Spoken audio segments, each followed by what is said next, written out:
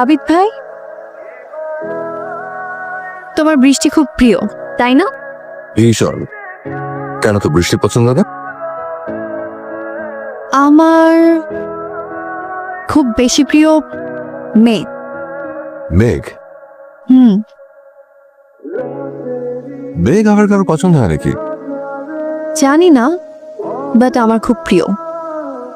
কেন? কারণ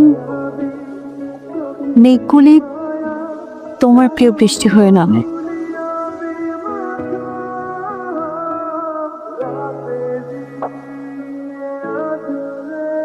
সায়েন্সের স্টুডেন্ট হয়ে কবিদের মতো কথা বলবি না। কোথায় কোথায় কবিদের মতো কথা বললাম? বাষ্প থেকে মেঘ জমে আর মেঘ থেকে বৃষ্টি ঝরে, এটা তো সায়েন্স।